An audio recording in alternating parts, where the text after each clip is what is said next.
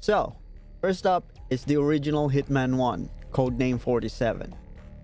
This is not my first actual Hitman game. My first Hitman game is 2. So, I'm a little bit harsh on Codename 47. I'm gonna put it at C. It's really hard to figure out in a traditional gaming kind of way. You could literally get stuck if you don't know what to do. And I played it when I was like a kid, so like early teens.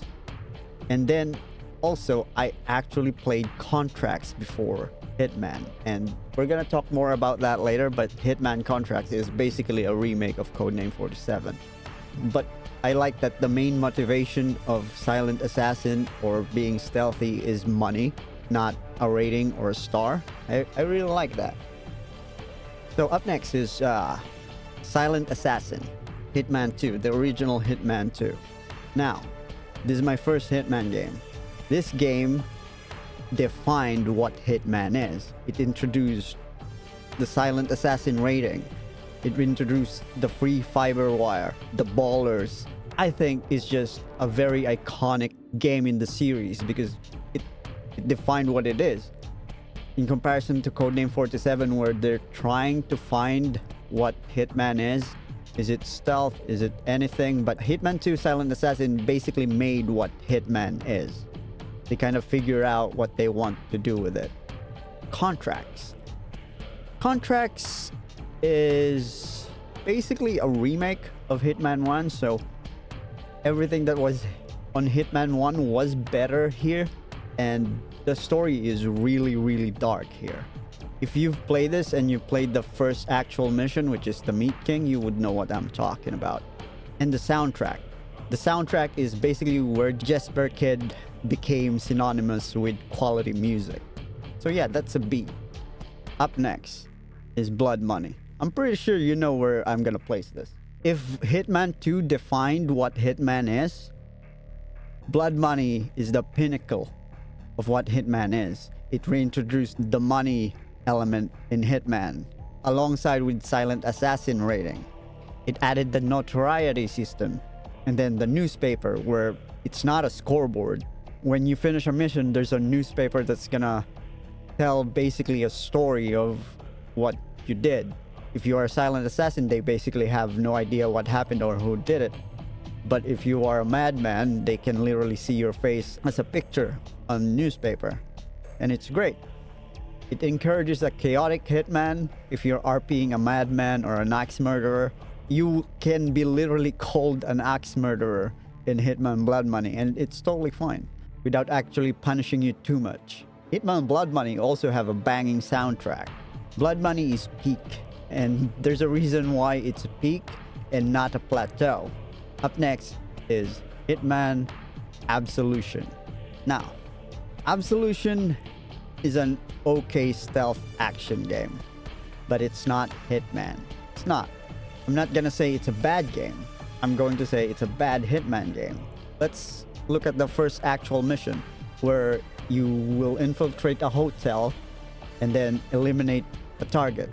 And if you played Absolution, you will fail that mission in a cutscene.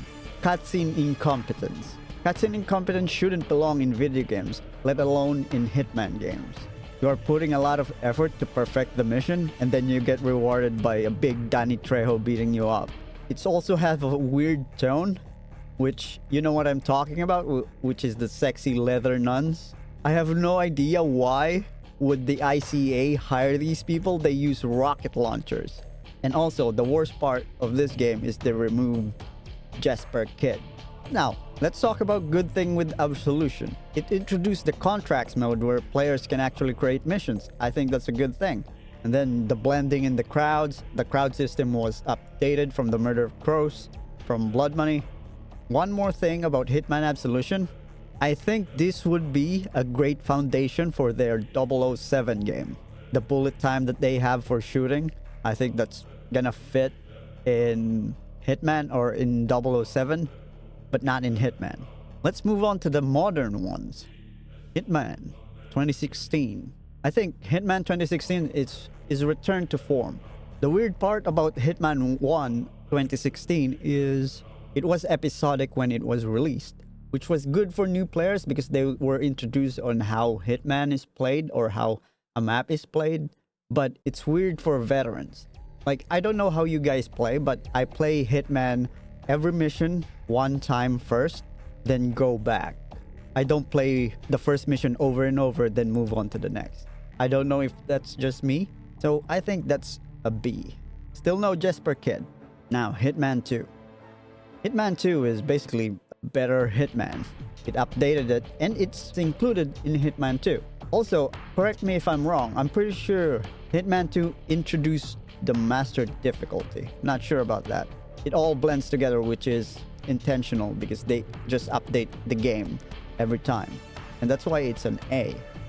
Because Hitman 2 has Hitman 1 maps, which is the same case with Contracts and Codename 47. Now, Hitman 3. Hitman 3 is, I'm gonna judge as World of Assassination because, well, you can't buy Hitman 3 anymore, I'm pretty sure, or you shouldn't. Because Hitman 3, it includes previous modern Hitmans. So, obviously, it's gonna be better with the same reasoning. And it also has the best maps. It has more the consistent quality of maps, which is good or better. I don't consider Romania a map. Also, Freelancer. So I think it's an S. IOI. Please bring back Jesper Kid.